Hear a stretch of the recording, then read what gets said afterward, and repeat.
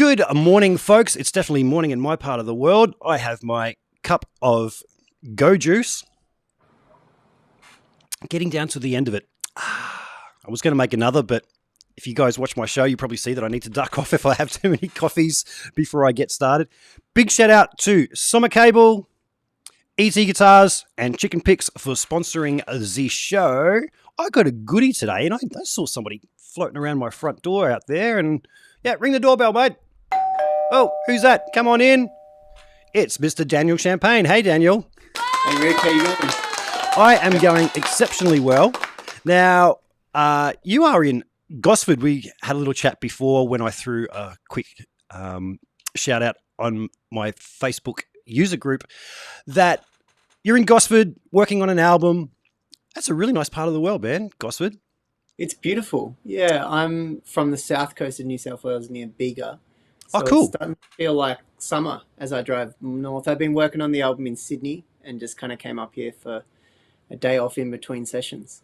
Nice one. And you say you're working on the album. Are you at a particular studio or are you doing the home recording thing? Yeah, a good friend of mine has just taken over the lease on Glebe Studios, just off Glebe Point Road there. And we're just doing 4 days this week. So we're 2 days in and trying to get down the majority of 10 songs, which, as you know, that's quite a big mission. And Yep. I find it really intense and tiring. But we're doing well so far. Nice one. Nice one. Well, Daniel, as I said to you before, man, I hadn't heard of you, but I went to a political fundraiser of all things. And they had this little stage set up in the corner. And I was there with a mate and people that were into the politics and all that, which I most definitely am not. We're all sort of schmoozing. And me and my friend, who also played guitar, were just going, oh my God, how's this guy playing in the corner? I've never seen anything like this in my life. You know, doing all the percussive and two-handed tapping thing and singing these great songs. And that happened to be you. And then about a week later, I was looking on the TrueFire website for instructional stuff. If anybody's not aware of TrueFire, it's a great learning site, paid subscription. And I saw that you had some learning material on there as well. And it's like, I got to track this guy down and get him onto the show. So thank you so much for coming on. Thanks for having me. It's always great to talk about music. Awesome. So Daniel, I'm going to start where I usually start with people, and that's asking you, what started the love affair with the guitar? Well, my first memory of anything was in the backyard in Melbourne where I was born. And my dad was rehearsing with his covers band, and he was the guitar player in that band. And so I would have been about 4.5 at that point, and I've still got that memory in my head and just seeing the guitar and thinking that looks like fun. I'd like to try it one day. And I guess from there it just I'd start picking it up and pretending to play around the house, and eventually I got some lessons a few years later.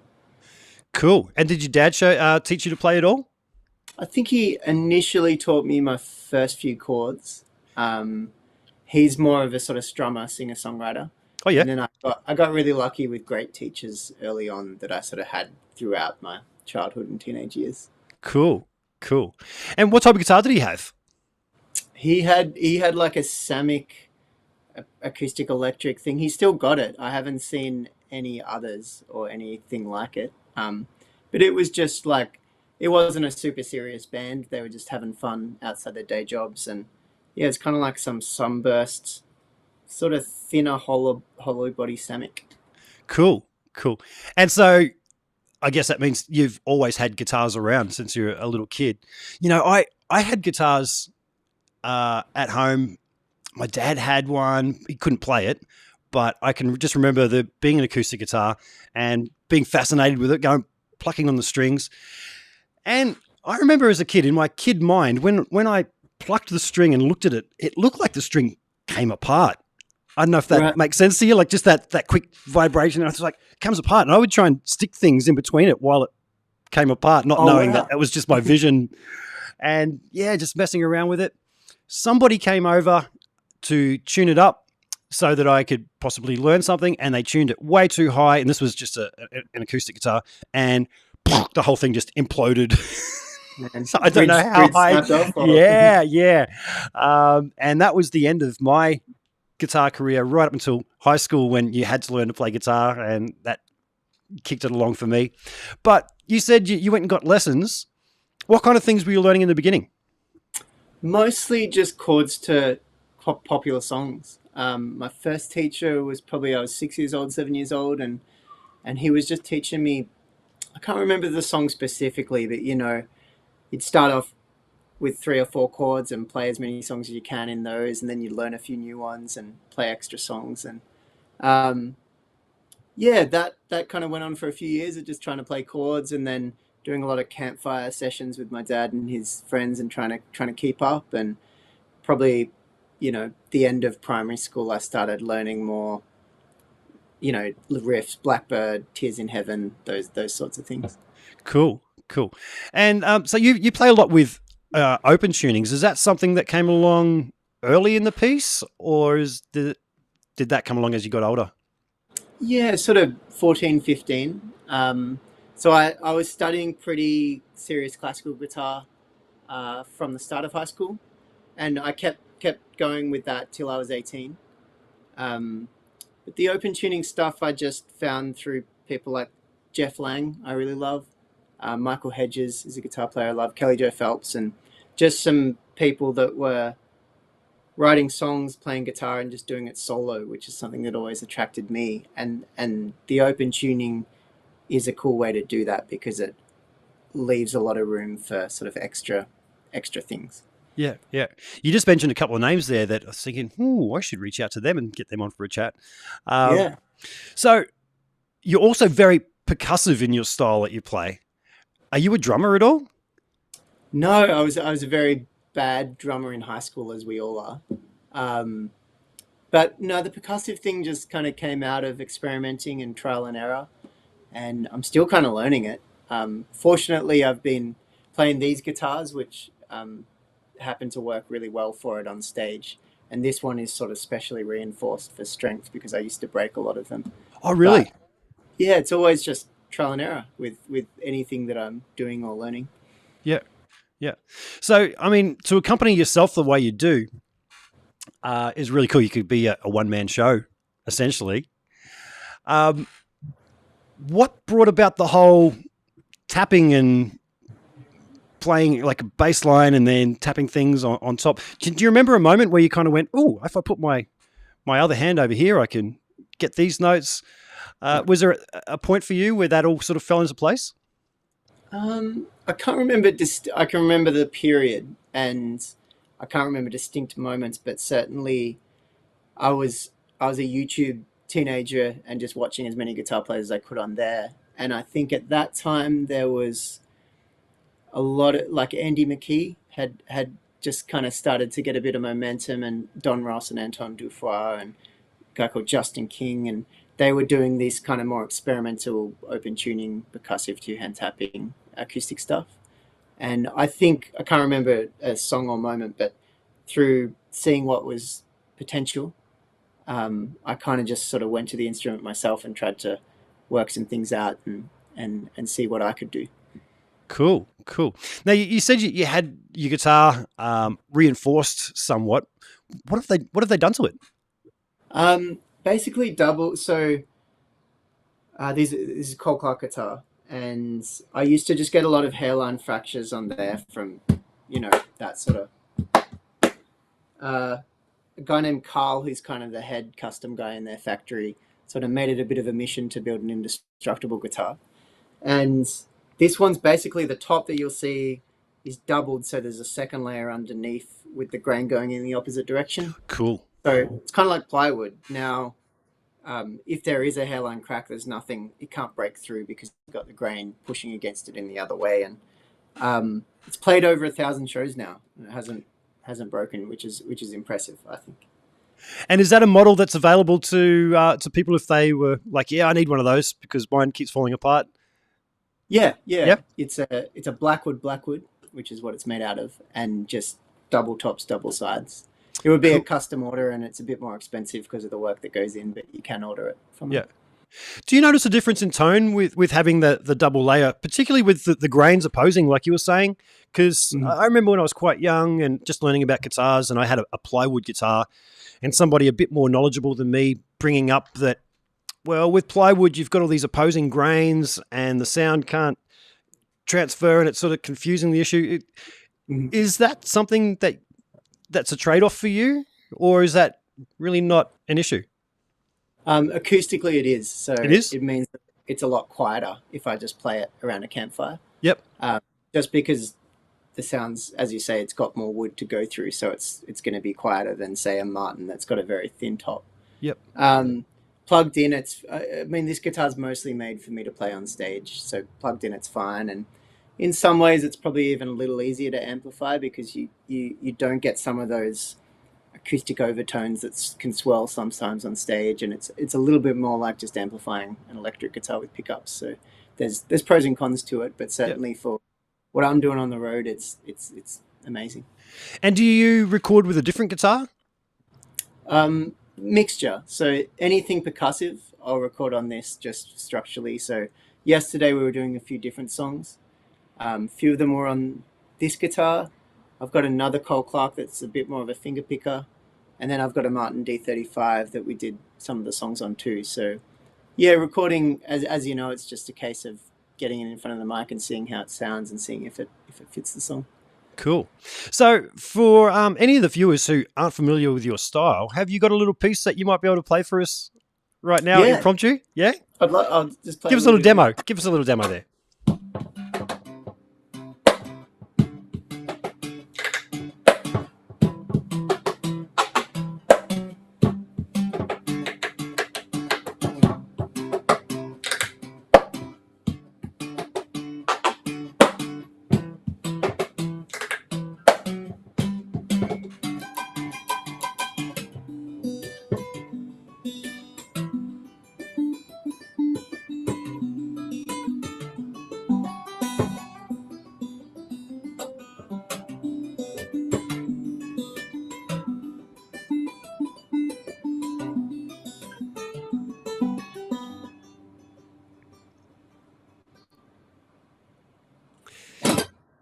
Beautiful, beautiful. Got the canned applause there. Man, have you had to work on getting the strength in your fingers to be able to hammer on and get the notes to ring out?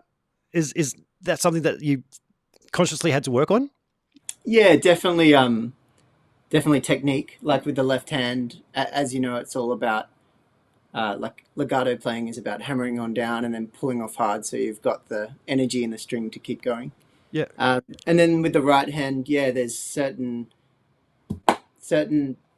tricks you have to learn, like that type of thing. Just takes a while. You can just sit at your desk and practice those things like that. Cool. Okay. Yep. And I'm always, it's just so fun. Like I'm always discovering, even like this. I do that as like you're always just discovering new things, and I love it. Awesome. So for me, being an electric guy, and I did mention to you that I don't even own an acoustic guitar, mainly because good ones are so expensive, and I've got friends who have got really nice ones, and I'll just borrow that if I need one for a recording date or something. But it kind of makes sense to me that to play that style would be easier to do on an electric, that just the hammer-on stuff, maybe not so much the percussion of hitting the body of the guitar. But you don't really play electric?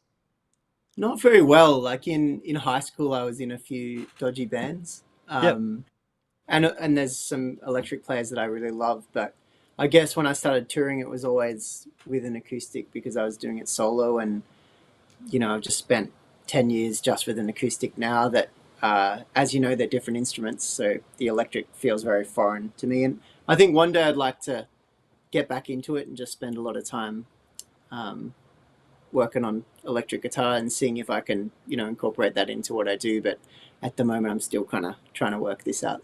Yeah.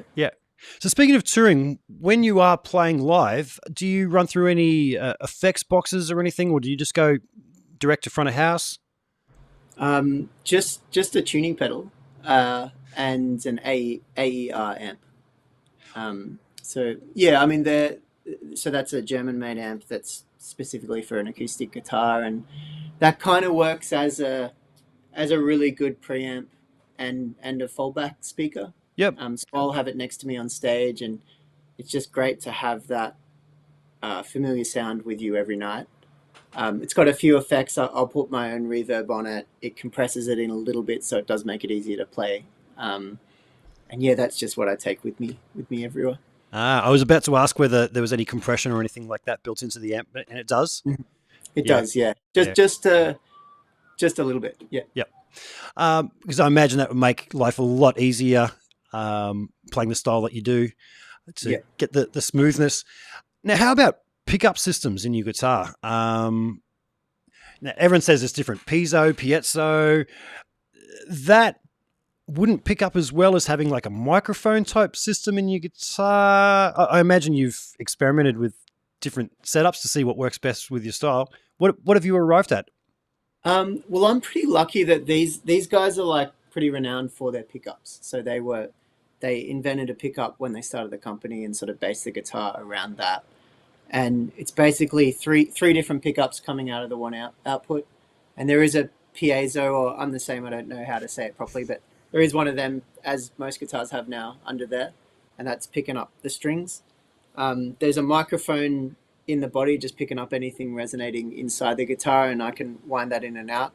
But the best one for me is what they call the faceplate sensor, which is a strip that kind of goes on the inside underneath that. And I'm not that technical, so I don't actually know what it is. But that's the thing that picks up my percussion. So it's basically like a vibration sensor, and anything that's attached to the guitar and vibrating it will pick up and come out the speakers. So this guitar is pretty amazing. You can wind up the faceplate sensor and like put it on the floor and then walk 10 feet and tap dance, and it will come out the pickup. Wow. It's amazing. Yeah. So Very I've just been very lucky that I kind of stumbled across the guitar that worked for what I did. Nice. You know, I think there is an Australian acoustic guitar sound, and I think it's probably got to do something to do with the woods that we have here. But as I said, I don't own a good acoustic guitar or an acoustic guitar, but I'll go to a friend's place who does have several, and he's got Cole Clark's, he's got Taylor's, he might have like Takamine, something like that. And if I'm not looking and he picks up a guitar, I can tell when it's the Cole Clark. And Maton, to me, has a similar, very pronounced mid-range that cuts through. Yeah, I'm thinking that's an Australian tone wood thing. Have you played around with many tone woods and guitars in your acoustics? Yeah, I mean, through the relationship with these guys, I have tried the different ones, and it's probably two things. The woods are probably a big thing. Like there's woods that are used by Cole Clark and by Maton that are not used by other companies. And the other thing is probably personnel. There's a lot of people that used to work at Maton that now, that go back and forth. Right. Yep. Similar design teams. And so probably both those things, end up being a unique sound. Cool. Now, we were talking about the alternate tuning thing before. Do you have one tuning that you use most of the time, or is it different from song to song? Yeah, there's like I've probably got like 15 tunings that I've written songs in. But wow, that must be confusing. Do you have a little notes beside your set list or something to go, oh, what do I tune for that one? No, you're kind of thinking them as how they relate and step in and out of each other. Yeah. So on any given night, I've got main ones. So between open G, open D, dadgad, and standard tuning, most of the songs will be in those four, or maybe 5 tunings each night, and then there's a few just random ones that will be used for one song. Okay. That are a bit weirder, but yeah, I'd say 5 main tunings is what I use. And do you take multiple guitars out on the road with you? No, I only have one on stage, and then I've got one other that I keep nearby just in case. But I haven't had to use it for years, fortunately. But yes, just one on the stage. Cool. Cool. So, as I mentioned, I saw you on True Fire doing some great instructional material. Is teaching something that you do regularly, or was that just a one-off thing? Yeah, it's not something I'm very confident at, or feel like I'm good at, but I'm always interested in teaching. I've often done workshops at festivals, and I taught a bit as a private teacher towards the end of high school. The True Fire thing kind of came up as a opportunity that I was a fan of their stuff, and they'd asked me to do it, and it was a great experience. It's good to be involved in that type of thing. Yeah. I mean, for those that don't know, I mean, True Fire's got some big people teaching on there. I Mhm. remember watching the Steve Vai one, and that was hours of him. And it wasn't so much him. I think he even said during it, oh, if you came here wanting me to teach you scales and things, there's 1,000 guys that can teach that better. If you want to learn the philosophy, my philosophy behind playing and these songs on this album, then let's talk. Mhm. Um, when you try and teach somebody your style of playing, where do you start? There's a few. I mean, I usually break it into two aspects. One being percussive guitar, and the other being two-hand tapping. Um, and teach them a few tunings. But there's a simple exercise on each that I usually teach people. And basically, with the percussive stuff, it's sort of like I'll start by just giving them a simple beat, like 1, 2, 3, 4, 1, 2, and then get a few different sounds, 2, 3, 4, 1, 2, and then putting like the left hand. And that's sort of you can take that home and add on it and create your own sort of music with it. Yep. And then there's another one with the tapping thing, and the tapping thing is just, as you know, you probably play a lot of tapping I on the do. electric guitar, and it's kind of just you just got to do it a lot, and it seems like at some point it goes from being very hard to becoming very easy at some point. So I think it's just the type of thing you got to do in front of the TV, or you know, do while you're eating breakfast or something like that. Yeah. Yeah. I when it comes to tapping, I mean, Eddie Van Halen was a big influence for me. So in my soloing, I always, for the longest time, I was much faster at tapping a lick rather than playing with my fingers. But Satriani as well, when I was younger, I can remember playing a piece of his called Midnight in high school for my practical assessment, which my teacher gave me a freaking D for and said, "Oh, that's not how you play guitar." Don't get me started. I won a guitar competition on the coast, the under 18 section of the best guitarist on the Gold Coast competition the next day, and I took great delight in taking this Fender Strat that I'd won and just went, "Yeah, fucking D, mate." But that's that style of playing. My friend Sammy Bowler in the States is really cool at that, where he does all these pieces, and he started out playing piano and plays a lot of that, but it doesn't have the percussive element because he's doing it all on the electric, unlike you. But just watching you play before, and you were doing like some left hand ghost note slap things on there. Do you play slap bass guitar? Not really. No. Really? There's some techniques on this that I'll kind of do that stuff. Yeah. But no, I just haven't had the opportunity to play bass. But I love it. Like I've watched many like Victor Wooten videos where he's doing some cool stuff, and Yep. I think it's a great kind of expression. I asked that because to me, half of slap bass is that left hand slap thing, and I've got friends of mine who are bass players, but they can't slap that well. But they do the thing where they're concentrating on their right hand and trying to get all this fast, and trying to pop and stuff. And I'm like, dude, no, half of it's your left hand doing and it's like, and that's one thing I saw there. I thought, oh, I wonder when you pick up a bass whether you can pull out a few cool licks. I'd like to try. You like to try? Yeah. Awesome. So, man, I think you've got a tour coming up soon, if I'm not mistaken. I only know this because you'll be playing down the road from me at, where did I see? Was it Moe's Desert Clubhouse? Does that ring a bell for you? Yep.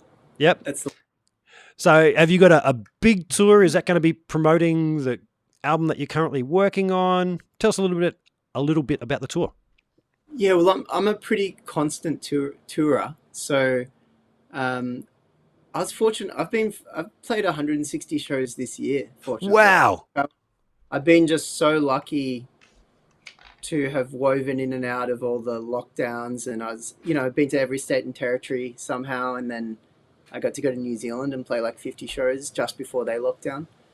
But I do tour a lot, and so we've got 100 shows in Australia, 25 before Christmas, starting next week, um, kind of Western New South Wales and into Victoria, and then up till the end of May, I think, all around Australia. So yeah, starting Tassie, WA, NT, and then Queensland, New South Wales, Victoria. So yeah, there's 75 shows next year, and the Gold Coast will be, I think, end of February. I'm up there. Cool. I'll definitely come along and say good day. Yeah. So when you're touring, do you tour with anybody else doing sound or anything for you, or are you just a one-man touring machine? Um, Not usually a sound person, but usually somebody like a tour manager. They'll do merch, they'll help driving and organizing some stuff. For many years, I did do it by myself, and I got a bit sick of myself. Yeah, I So bet. definitely one thing in the last few years has been to always take someone just just to make the experience more enjoyable. To have someone to bounce ideas off and share the moments, and yeah, yeah. But I do in general try to keep it quite simple, and Yep. um, I don't want to be taking heaps of people out on the road. Yeah, awesome. You know, when I posted a couple of weeks ago on my Facebook user group um, that you were coming on, there was somebody from Canada that saw you on there and said, "Man, I saw him. I'm not sure when you were in Canada, but he said, yeah, I saw him playing here and fantastic." So you do a bit overseas, Yeah, I mean, I lived in America um, for 6 years really? yeah, up until the pandemic. Actually, I All was right. over there. I was over there touring last February, March, and then yeah, got out after the tour, and haven't been back since. But I've been touring in Canada since I was 18, so I've probably been there 20 times or something. Wow. And yeah, very lucky. Around everywhere around America, as you know, there's just so many places to play, and it looks like the second half of next year I'll be able to get back over and keep doing the international stuff, which I'm excited for. Cool. Cool. Now, if people want to check out your music, is it available to buy online anyway? Yeah, I mean the website's a good place, but obviously everyone's got their own way of getting music now. So wherever they're into, if it's Spotify, if it's YouTube, it'll be on there. So yeah, Cool. So, what's your website? DanielChampagneMusic.com. Okay. Okay. Someone has just said that they're in Canada and they've seen you 5 times. So, Oh, wow. Ian Edwards, you got a bit of a fan there in Ian. So Yeah, I'm I just, if think anybody is watching, you got questions for Daniel, I do have an eye on the chat rooms there. So feel free to ask some questions because it's such a unique style. Um, be great to field some questions from folks. Let me see. Strings. Is there any particular string that you like to use on your machines there? I use Diodario EJ. Is it EJ 16s? EJ. Basically, they're 12 to 54s. Diodario. I think they're the most standard kind of common string, and I just got used to using them and have kept doing that. Yeah. And do you find string gauge affects how well the whole hammer-on thing works? Like, do you prefer to go lighter, heavier? You experimented much with that? Yeah, I mean, it's certainly the lighter they are, the easier it will be to play. Um, but it's a bit of a compromise because I use a lot of tunings that go quite low. Like that one is a C at the moment, and Yeah, sometimes right.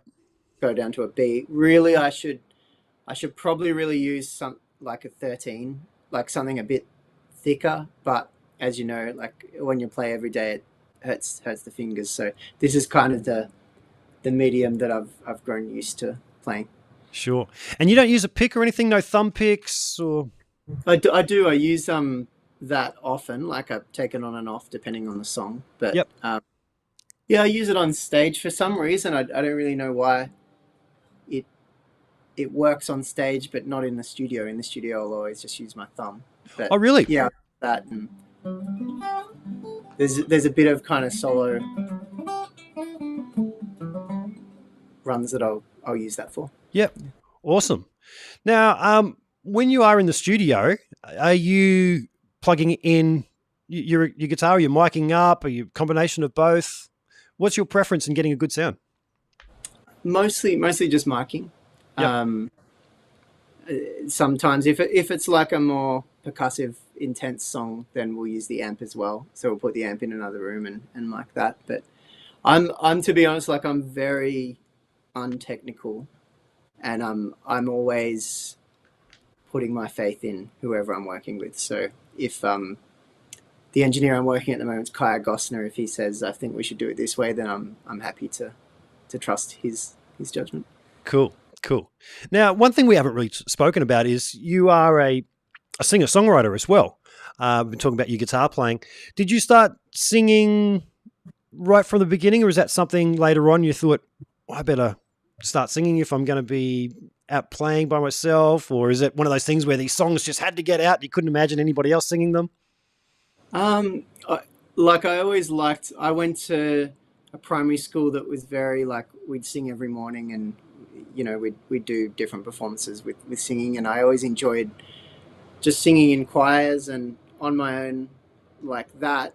But the singing and the guitar playing were quite separate until I was in high school, probably, where I wanted to play guitar, but everyone that was wanting to make bands wanted a singer as well. Like no one wanted to be the singer. So Oh, really?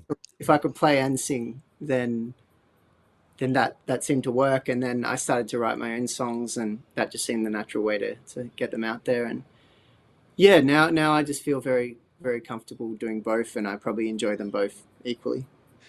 And hang on, I was just about to write something down there and completely confused myself. ADD. I have ADD. I was recently diagnosed with that, and I can get easily distracted. I see that on social media you post yourself playing little pieces. Is that something you find a hindrance to try and keep up with in this day and age? I said to you before we went on air that guitar player Larry Mitchell over I think he's based in New York, was saying in this day and age, you've got to become a TV presenter and producer as well, you know, without the record company backing now, and it's just expected. Are you completely on top of the social media thing, or is it something that every few days you're like, oh, I haven't posted, I better get onto that? I certainly enjoy it. Like I You really enjoy it, and I think that's about looking at it in the right way of just trying to connect with people rather than promote yourself. Yep. And I don't think, like sometimes I'll post a lot if there's a lot going on, but if there's not a lot going on, then I'm happy to leave it for a little while.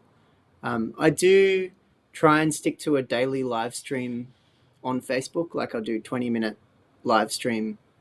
I call it the connection sessions. And that's just I started doing that in COVID as just a bit of a routine thing. And it just turned into a good way to connect with people that were really into the music. Obviously, a lot of people can't tune in every day, but there's a core audience that will. And it let me try out new songs. It let me revisit old songs that I hadn't played for a while, learn some covers.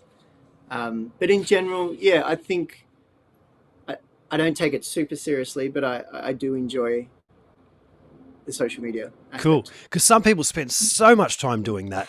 I've got a friend that just constantly, because he's got Facebook, Twitter, Instagram, and, you know, constantly trying to keep on top of that, whereas other people have people doing that for them.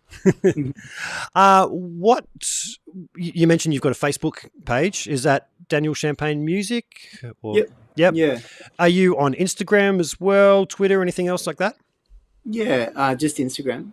Just Insta? I'm not. I haven't done Twitter. That's Twitter or TikTok. Kind of not my thing. But yeah, Facebook, I don't get the whole Instagram. TikTok thing. I tried.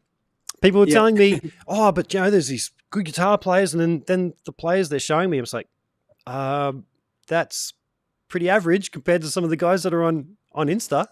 Do you Right. ever see guys on Instagram and the like and just go, oh my God, look at what that guy's doing? All the time. It's amazing. Yeah, it's a great. I think it's a great community. Just like people, I just love the fact that somebody can come up with a really cool riff in their bedroom and put it out, and it can reach so many people. Yeah, but I'm constantly. I mean, as you know, there's so many good guitar players out there, and it's amazing to just. I'm always blown away Yeah. every day. Yeah. You don't feel any pressure to try and keep up with the Joneses? I know Mateus Assato, great Brazilian guitar player, had to take a break from social media for a good 6 months or so, just because he said he was just obsessing about trying to get that perfect 1 minute video to post. And I think Tom Quayle had a little break from it recently as well, because he was saying the same thing. It was just like, oh man, it's just the pressure of trying to keep up with the Joneses. Do you feel that at all?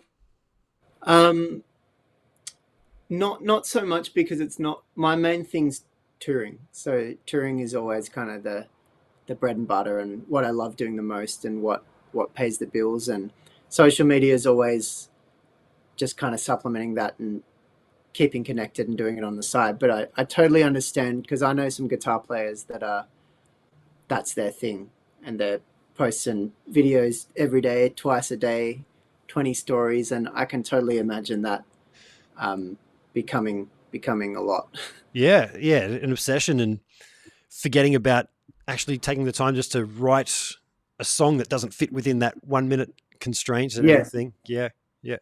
Which brings me to writing. We started talking about that before. When you've got an album to make, do you sit down and go, all right, I better write some songs? Or is songs for you just something that you'll be walking down the street and hear something in your head and go, oh, what's that? Oh, it's some new melody I've come up with. How do you approach it?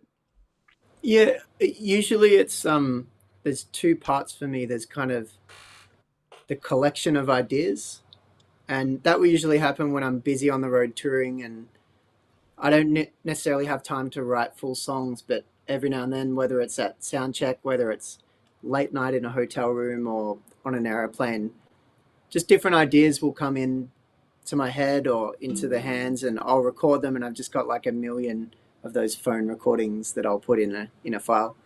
And then when I do get a break from the road, whether it's a week off or a couple of months, then I'll be able to transfer the energy that I was spending on touring into fleshing out those songs a bit more. So I think writing for me has always been those two components of the initial inspiration and idea for something, and then the work you have to put in to craft it into something real. Yeah. And when you are writing songs, do you come up with something and think to yourself, oh, I better write some vocals to go with this? Or if something just sounds fine on its own as an instrumental, you quite content to just let it be instrumental? Yeah, yeah. Yep. I've always, like, on this album I'm making at the moment, I think there's two, maybe three instrumentals. Yep. But that will become apparent from the start, sort of thing. And the general thing is often like the thing that will end up being in the instrumental is just a bit too busy to have anything else on it. And Yep. and if it works as it is, then that's great. So yeah, I think whether it needs vocals comes at the start.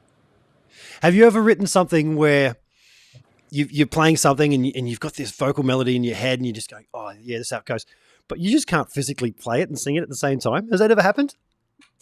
Yeah, I think eventually, like through lots of practice, you'll probably get there. But there's a song at the moment that I'm finding really difficult to play and sing.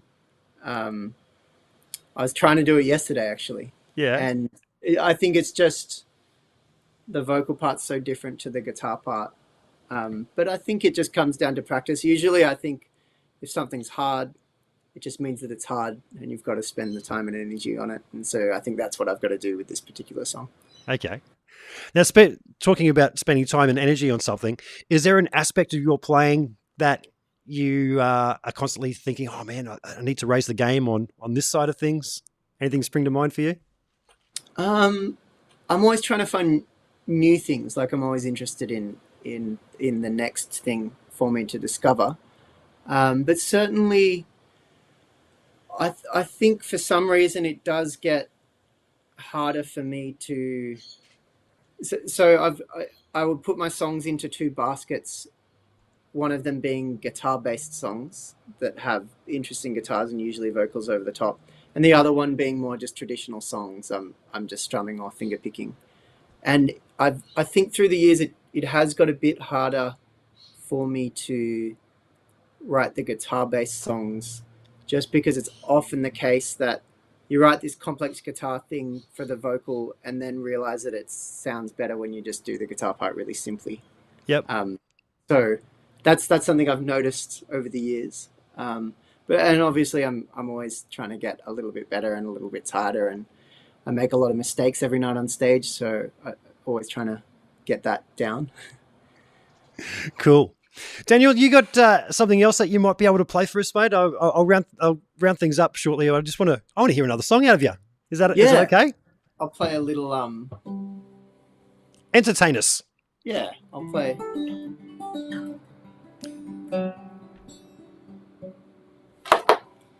Friend, I see only fear in your eyes. I feel like we're living in disguise, and I know that you don't really ever want to say why. Like a runaway train left in the night, the dreams staying naked in the headlights, the memories that wake you in fright.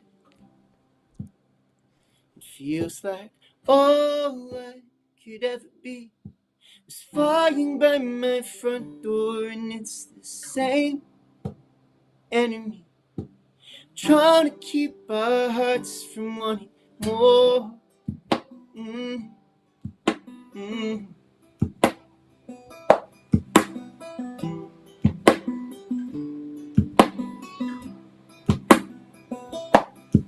So much easier way back when we could chase whatever, try to pretend like we worked so hard to defend my mistake.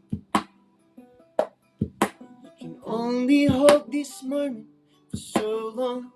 Time's running sweet along. By the time we look back, it's already gone away. It feels like all I could ever be is flying by my front door, and it's the same enemy trying to keep our hearts from wanting more.